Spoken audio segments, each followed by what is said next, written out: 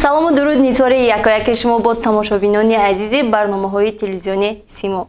Инак боз ҳам дар як шоми зебо меҳмони кошонаҳои пурфайзи шумо ҳастем бо барномаи навбатии донишманд.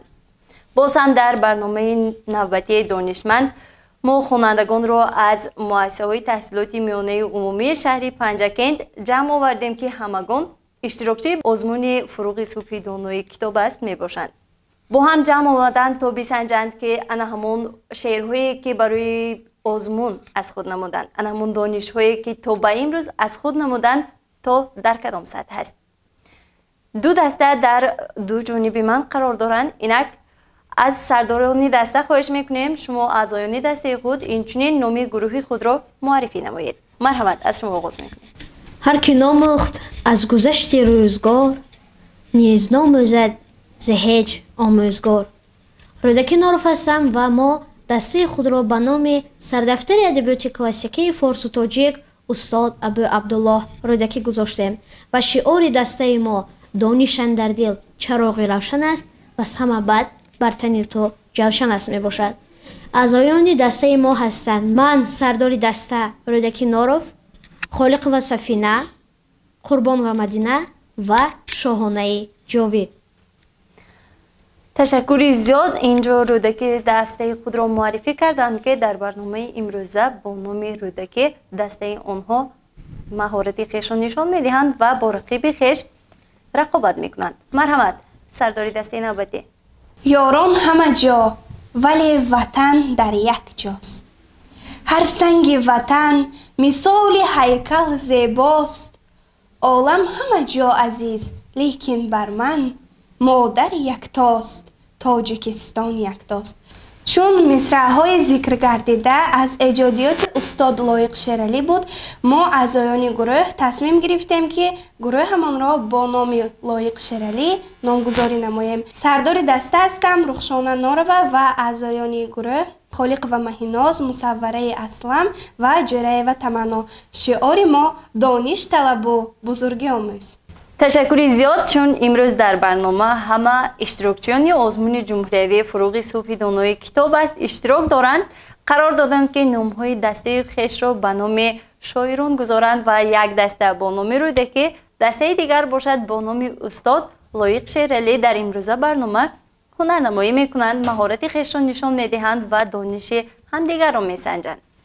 хуб, ман кулли шумоёнро сараввал барои оне ки шумо инҷо ҷамъ омадед то бо ҳам рақобат биварзед, дониши худро бисанҷед, хушомадед мегӯям ва ба кулли шумоён муваффақият хоҳон ҳастам.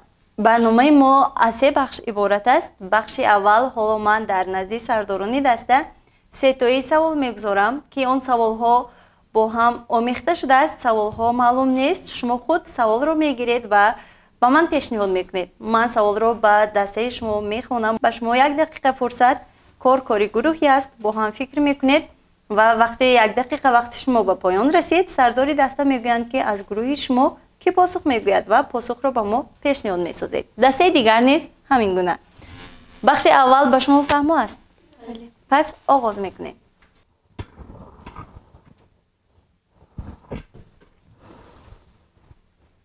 ҳоло аз дастаи Рӯдакӣ хоҳиш мекунем саволи аввалро ба ман пешниҳод намоед.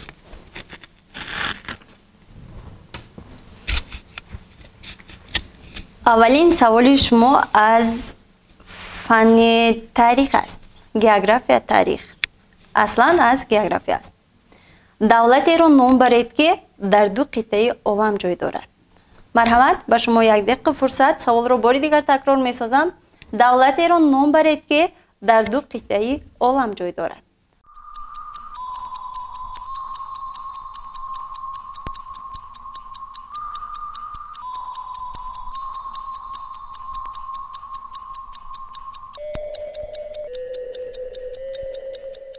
марҳамат, фурсати шумо ба анҷом расид. сардори даста.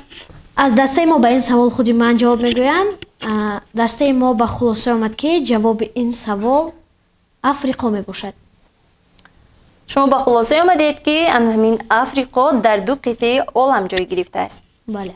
ҳама аъзоёни даста яъне ба ҳамин хулоса омадед ки посух дуруст аст. шумо мутмаинед? бале. 1 нафар мегӯянд не. ҳа ё не? پاسخ آخرین شما خاطررسان می‌نمایم به هر یک پاسخ شما 10 خالی بهاگذاری می‌گردد به همگان و غالب امروزه برنامه از آن همون روی خالی که شما می‌گیرید از آن انیق می‌شود. پاسخ آخرین دسته رودکی آفریقا. اگر اشتباه باشد رو افتاده نمی‌شود. سوال پاسخ شما را قبول می‌کنیم و گفتنی هستم که پاسخ غلط است. دو دولتی را من میبرم که در دو قطعه جای گرفته است. یکی دولت ترکیه می باشد و دومی باشد فدراسیون روسیه است. با گفته خود شما رو افتاده نشوید. سوال ها در پیش است. حالا سوال رو از دسته لایق شعرلی میبینیم. سرداری دسته مرحمت یک سوال رو با ما پیشنهاد کنید. سوالی شما از فنی بیولوژی بوتانیک است. سوال رو میخونم. حجایره از جهتی ساخت از همدیگر فرق میکنند. این را همگان میدونیم. خردترین حجایره را با میکروسکوپ دیدن ممکن است. ولی بجز میکروسکوپ حجایره ها را باز چگونه میتوان دید؟ وقتی شما آغاز یافت حجایره ها گفتیم از جهتی ساخت گوناگون میشوند. خردترین حجایره را با میکروسکوپ میبینند. ولی بجز میکروسکوپ دیگر نمود حجایره ها را با چی دیدن ممکن است؟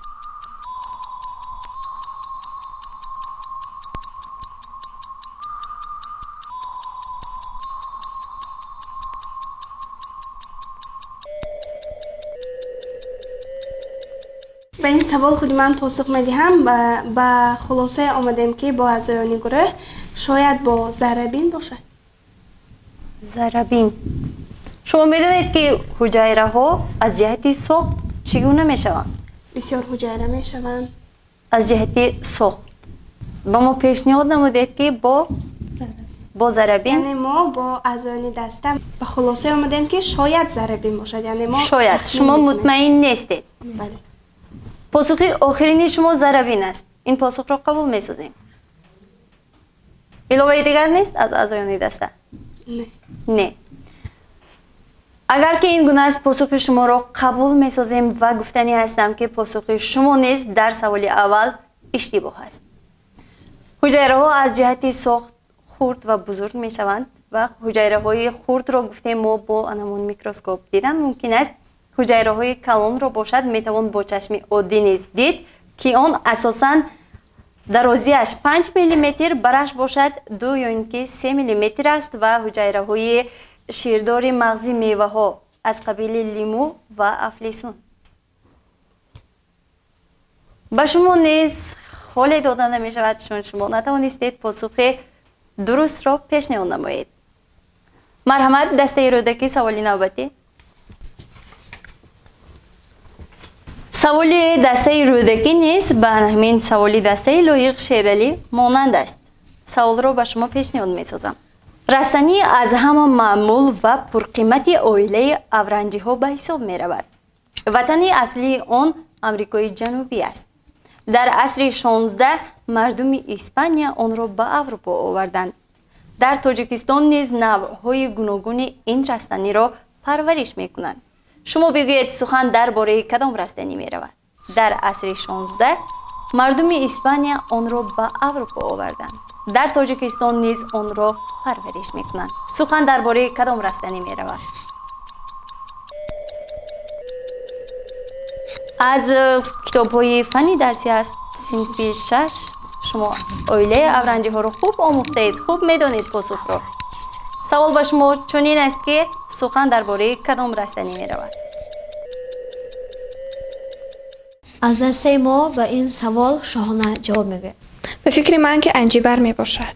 انجیبر، یعنی انجیبر در همین عائله افرنجی ها هست و گفتیم که وطن آن امریکای جنوبی است و در تاجیکستان نیز آن را مردم زیاد پرورش میکنند.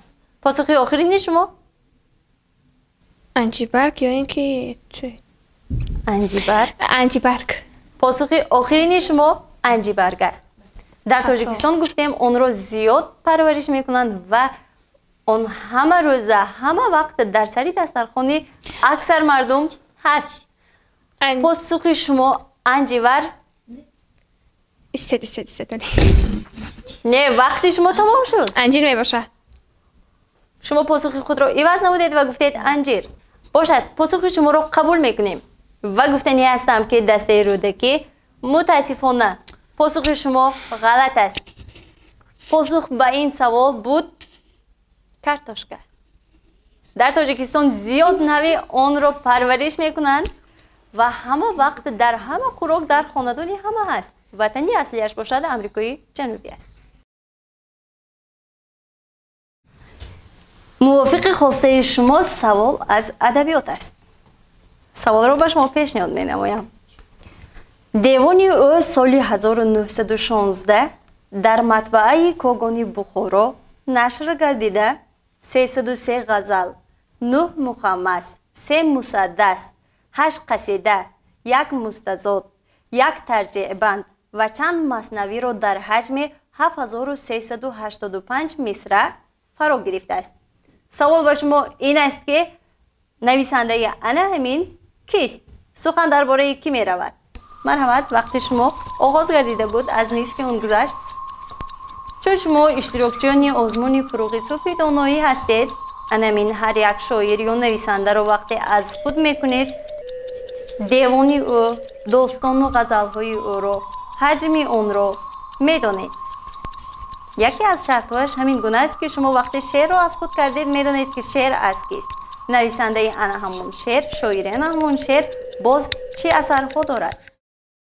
ما از آن دسته به خلاصه آمدیم که جواب این سوال شما شمس‌الدین شاهین می باشد.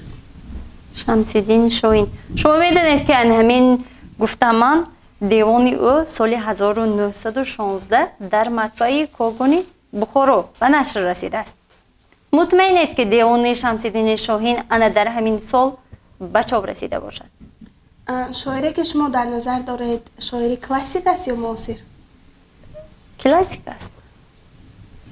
گفتم سال 1916 دیوانی او به نشر رسیده است. نقیب خان طغرل احراری. به کدام خاطر؟ از سبب اینکه یکی از آخران شاعران کلاسیک به شمار میرفت نقیب خان طغرل احراری. به همین خاطر او را مغرور میحسابیدند از سبب آنکه گویا به صدرالدین عینی حسد میبرده باشد و با همین او را به قتل میرساند. از همین سبب نقیب خان طغرل را برای اونی که او حسد میبرد به صدرالدین عینی به قتل رسانیدند. شما میدانید فاجعه مرگ نقیب خان طغرل را حتی کتاب الهیده است. بله، یعنی عقیده های نیز بودند که گویا به صدرالدین عینی حسد میبرده باشد. عقیده است. اما سبب اساسی قتل کردن طغرل این نبود. سبب اساسیش واقعا این نبود، چون نقیب خان طغرل به گفته شما به گفته همه مغرور بود، ولی این عقیده ای است که گویا او حسد میبرد. بله. پاسخ آخرین شمس‌الدین شاهین. شمس‌الدین شاهین یا اینکه نقیب خان طغرل او را حتی ثانی میگفتند. اگر من آن کلمه را گویم شما میدانید این کلمه او را ثانی، یک انسانی ثانی نیست میگفتند. او خود این را اعتراف میکرد، میگفت من انا همون انسان ثانیش هستم، بعد از او من هستم. شمس‌الدین شاهین یا اینکه نقیب خان طغرل احراری. شمس‌الدین شاهین. حضور خود گفتید نقیب خان طغرل احراری نیست یکی از آخرین شاعران دوران کلاسیک است. پاسخ آخرین شما؟ نقیب خان طغرل احراری. نقیب خان طغرل احراری. پاسخ را چون شما خیلی تاب خوردید، دور زدید، پاسخ را گفتید نقیب خان طغرل احراری است، قبول می نماییم و واقعا پاسخ درست است. یک افکوبی به خاطر ایشان.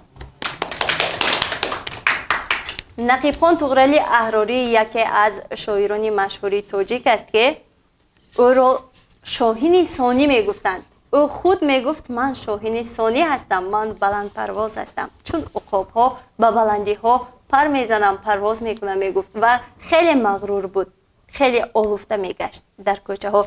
او را همگان می گفتند کسی را پسند نمی کند و خیلی یک جوانی مغرور است. در اصل باشد نقیب خان طغرل احراری خیلی جوانی خاکسار بود و ادبیات را خیلی دوست می‌داشت و شعرهای زیادی نشر کرده است. پاسخ شما درست است که نقیب خان طغرالی احراری است. سوال آخرینی بخش اول به دسته رودکی است. مرحمت سوال آخرین را پیشنهاد نمایید. سوال به شما خیلی ساده است. توجه سازید. ماه اکتبر سال 2021 اولین بار در منطقه اروپا نمایش نگاره‌های تاجیکستان تحت کدام عنوان در آثارخانه گمی فرانسه برگزار شد؟ از وقت استفاده نمیبره من به این سوال پاسخ میگردونم. مرحمت. جواب این یونسکو میباشد. بهتر میبود اگر شما از وقت خیش استفاده برید و سر اول سوال رو ببینید. من چی میگویم؟ گفتیم در ماه اکتبر سال 2021 اولین بار در منطقه اروپا نمایش نگاره‌های تاجیکستان تحت یک عنوان، سوال با شما همین است که آن کدام عنوان است در آثارخانه گیمه فرانسه. به شما کمک بزرگ میکنم. این سوال از پیام اساسگذاری صلح و وحدت ملی پیشوای ملت پرزیدنت کشور که همین سال همگان گوش کردیم در مکتب ها توسط آیین نیلگون، در تمام کارخانه و تشکیلات ها، بعداً در سامانه های اجتماعی. به خلاصه آمدیم که تاجیکستان سرچشمه آبهای طلایی می باشد. شما به پاسخ نزدیک آمدید. علاوه دیگر نیست؟ تاجیکستان منبع آبهای طلایی. پاسخ شما تاجیکستان منبع آبهای طلایی.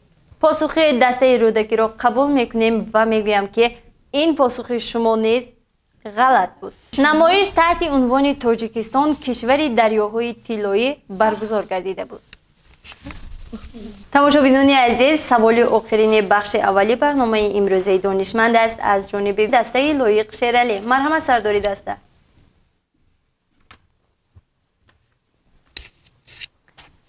سوال شما باز هم از فن ادبیات است. من با شما شعری رو میخونم و سوال رو نیز پیشنهاد میکنم. توجه نمایید. روی چمنت خندزنی پاریس و مسکو، موی فتنت تندیه باتم و ورشو، در نازوکی ای رشک بوتون زگرانیچ، در چابوکی ای غیرت خوبان فرانسه. در این بیت کلمه زگرانیچ آورده شده است. میگوید در نازوکی ای رشک بوتون زگرانیچ. این همین کلمه کدام معنا را دارد؟ مرحمت وقت شما آغاز یافت.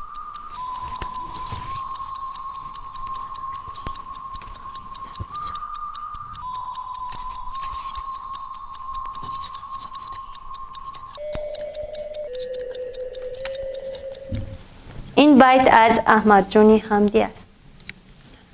زگرانیچ شاید یا زرافشانی باشد یا اینکه چینی باشد، برای آنکه در اشعار بسیار شاعران بوتان زیبا و نازک را به بوتان خطایی یا خود چینی مانند میکردند.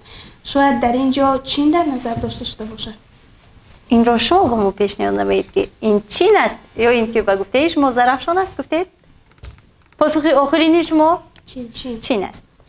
پاسخ را قبول می سازیم و میگویم پاسخ شما غلط بود. در همین زمان دوره نو در ادبیات شاعران فکر میکردند کلمه های نو، کلمه های تازه وارد را به شعرهای خیش داخل نمایند و این کلمه از گرانیچه روسی گرفته شده است. خارج یعنی زگرانیچ گفتیم.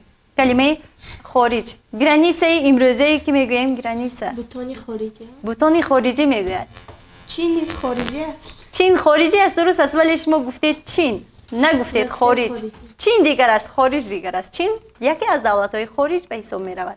تماشابینان عزیز، این بود بخش اولین برنامه دانشمند و خاطر رسان می نماییم که برنامه دانشمند در مرکز آموزشی زبان‌های خارجی ثبت گردیده ایستاده. سرپرستان برنامه ما هستند مغازه مال‌های تکنیکی اورنگ و بانک ایمان اینترنشنال.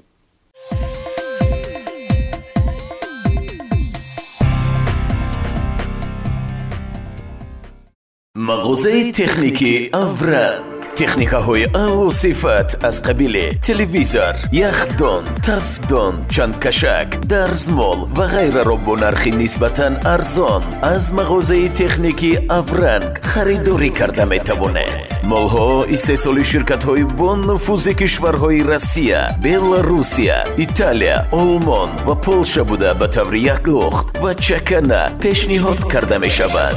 ҳамчунин кафолати 3 сола доранд. аз хизматрасонии бурдарасонии ройгон низ истифода карда метавонед. суроға хиёбони рӯдакӣ, маркази савдои ҳумо.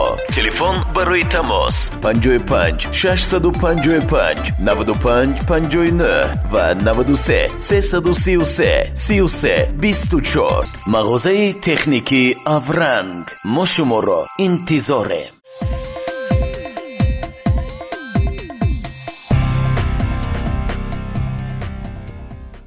اینجا میگذاریم به بخش دومی برنامه. اشتراکچیان عزیز، بخش دوم رو من به شما پیشنهاد میسازم، یعنی آشنا میکنم که در بخش دوم شما از میان خود 2 نفر رو انتخاب میسازید و اون 2 نفر با پیش میبرایند. از جانب من به اونها سوال پیشنهاد میگردد و سوال گفتنی هستم از فنی ادبیات، زبان و ادبیات هست. به شما وقت دادن نمیشود، دیگران کمک نمیکنند. زمانی که من سوال رو پیشنهاد کردم شما باید پاسخ بگویید. مرحمت 2 نفر کی میبراید به پیش. چون شرط رو به شما گفتم وقت داده نمیشود، به همون نفری که سوال دادیم پاسخ میگوید، دیگر اعضایان دسته کمک نمیکنند. سوال اولین به رخشانه است. 5 کلمه رو بگویید که از هر دو جانب یک خیل خوانده شود. رفتیم. عزیزم، عزیزه، نان، نان، عزیزه، نان، عزیزه، نان، 1 2 3. مرحمت رودکی. کوچوک، کوچوک، کوک، کوک. دیگران کمک نمیکنیم. کوچوک، کوک. 2 تا 3 تا دیگر کشک، قبول نمیکنیم چون همراهی شما کمک کردن. 2 تا 1 شش، 6. 2 تا دیگر نان عزیزه، نان عزیزه. تکرار شد. 2 تا دیگر 1 2 3.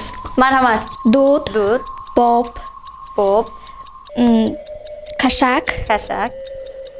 تکرار. دود، شوش، باد، شوش. داد، باد رو گفتید؟ نه داد، داد. 4 تا شد. 1 تا دیگر. زیاد کلمه است. 1 2 3. مرحمت. توت، توت، کاک، کاک، اکا، نه اکا، اکا، اما، اما،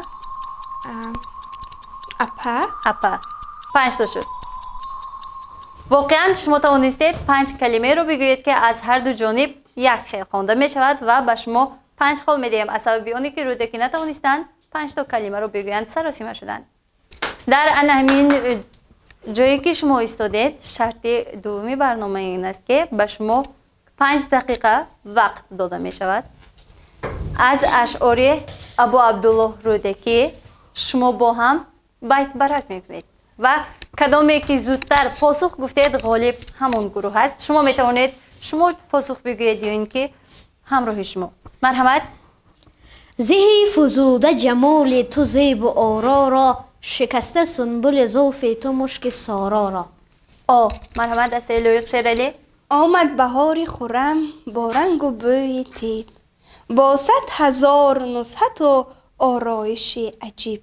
با این 2 نادان که چنان میدانند، از جهل که دانای جهان آنانند. آنانند. دست لایق شعر علی. دانشان در دل چراغ روشن است و از همه بر تن تو جوشن است. تا جهان بود از سر آدم فراز، کس نبود از راز دانش بنیاز. مرحمت. زهی فزوده جمال تو زیب و آرا را. تکرار. مرحمت. دسته رودکی خود پاسخ گویید. زهی عشق تو را بر کفر و دین پشت، رخت آتش زده بر جان زردشت. زردشت. توانا بود هر که دانا بود، ز دانش دل پیر برنا بود. در بهز خودت نظر مکن غصه مخور، در کمز خود نظر کن و شاد بزی. این جهان را نگر با چشم خیرت، نه بدان چشم کندرو نگری. این تیغ نه از بحر ستمکاران کردند، انگور نه از بحر نبید است به چرخشت. تو را رحم به آن چشمان اگر باشد عجب باشد، مسلمانی به ترکستان اگر باشد عجب باشد. بیت از کیست؟ کمال خوجندی. مرحمت، به جای خود گذاره. تماشابینان عزیز، چطوری شما خود شاهد گردیدید در این دو سوالی که در بخش دوم برنامه ما به اشتراکچیان پیشنهاد نمودیم. در سوال اولین توانستند دسته رودکی 5 خال بگیرند، ولی دسته لایق شیرالی نتوانستند سزاوار خال بگردند. در سوال دوم باشد که بیت برک گفتیم شرط اساسی آن بود که از اشعار استاد آدم الشعرا ابا عبدالله رودکی با هم بیت برک نمایند. در اینجا اشتراکچیان بیت های زیاد گفتند، ولی از دیگر شاعران بود. به این خاطر به هیچ کدام از دسته به سوال دوم، یعنی در سوال دومی که در بخش دوم بود، خال داده نمی شود. اینجا باشد میگذاریم به بخش سوم برنامه و بخش آخرین برنامه امروزه دانشمند.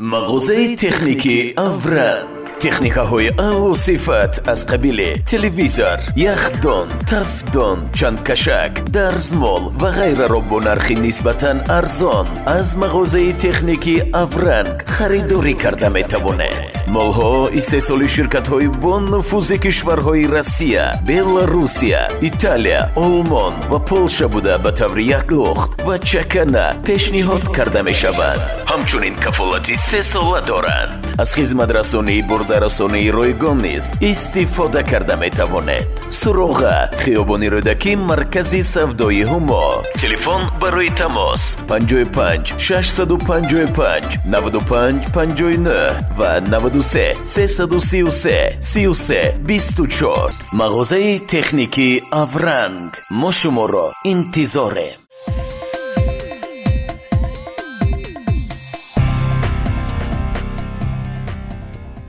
باری دیگر سلام میگوییم به کلی شما تماشابینان عزیز. خاطررسان مینماییم که شما برنامه دانشمند را تماشا کرده ایستادید که آن در مرکز آموزش زبانهای انگلیسی ثبت گردیده ایستاده است و سرپرستان برنامه ما باشند بانک ایمان اینترنشنال و مغازه مالهای تکنیکی اورنگ می باشند. شرط سوم برنامه چنین است که شما همین دو گروه با هم دیگر سوال می دهید. زمانی که دسته لایق شیرالی به دسته رودکی سوال می دهد، شما پاسخ می گویید. به شما 1 دقیقه وقت داده می شود و شما نیز همچنین بر رقیبان خویش سوال پیشنهاد می کنید. شرط برنامه به شما فهم است؟ مرحمت، از دسته لایق شیرالی آغاز می کنیم. سوال خود را پیشنهاد سازید. سوال را من خودم می دهم. مرحمت. می توانید گویید که شماره عمومی رباعیات کمال خوجندی در کتاب دیوان او چقدر است؟ سوال چنین است که رباعی کمال خوجندی در عموم یعنی چقدر است؟ مقدار آن را شما بگویید. وقتی به شما داده نیست به انجام رسیده. مرحمت. از دسته ما به این سوال شاهانه جواب میگه. شاهانه رو بشنوید. مقدار رباعیات کمال خوجندی 50 عدد می باشد. پاسخ درست است. شما رو تبریک میکنیم، واقعا پاسخ شما درست و به شما 10 خال پیشنهاد شد. مرحمت، سوال دسته رودکی به دسته لایق شیرالی. 9 سیاره که موجود هست آنها را با صف و ترتیب معین نامبر کنید. از وقت استفاده نمیبریم. بسیار خوب. عطارد، زهره، زمین، مریخ، مشتری، زحل، اوران، نپتون. درست است. کاملا درست است.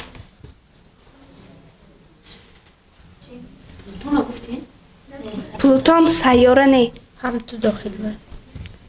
پلوتون سیاره نه، هم تو داخل برد. اساساً 8 سیاره موجود است. پلوتون را جرم آسمانی معین کردن عالمان.